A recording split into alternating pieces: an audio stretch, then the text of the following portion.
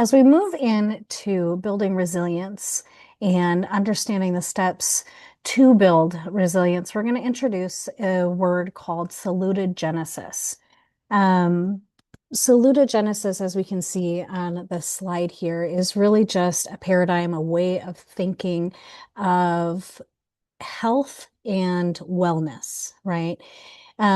We're super familiar with pathogenesis. And when we look at really focusing kind of on the disease model of things, we look at risk factors, we look at reducing risks, right? We've kind of talked about that throughout this time when we've discussed stress response and we've discussed really being able to understand what activates our stress response and those pieces. As we move into the resilience piece, after we've understood our own personal stress response system and that of others, we really want to start looking at it through a salutogenic model, right? This model is really focused more on health. It looks at enhancing the inherent resilience we already have, um, and looking for how can we be better resourced within ourselves, right? What does that look like? So this model is kind of, putting all of those pieces together when we can look at that emotional well-being obviously is going to can increase our health, right? Where if we have a lack of emotional well-being from the chronic stress, how that can affect those pieces, and that these complementary and integrative health approaches really affect both our emotional well-being and our resilience, right? It looks at all of those pieces. It helps us come from a place of, assets-based approach instead of looking in the pathogenic model of really of the deficits, right? We're not looking at what is wrong.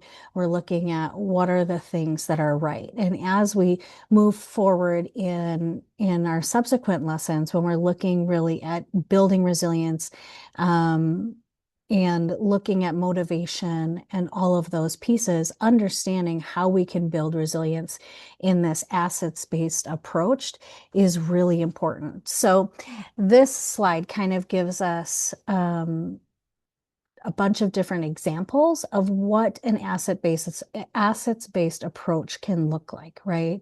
What are some of the things that we are doing that are already working? If we're looking at building resilience, we want to look at those things that, what is working, what has brought us here, what can we increase? Are there other pieces that we would like to bring into our health and wellness, right? That we can increase those so that we were just really well resourced.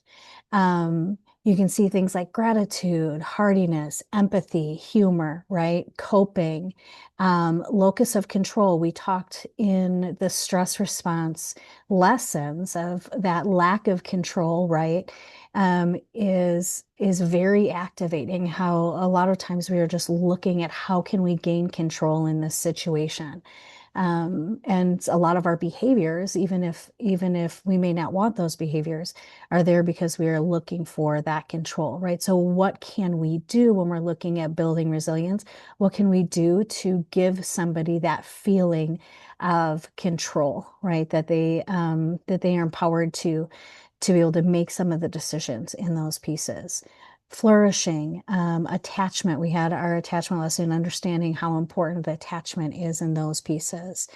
And then you'll see over on the left-hand side of the screen is the sense of coherence. And our next lesson is going to go into more on the sense of coherence and how important that is in building resilience, and a step-by-step of how we can align those pieces to help build resilience.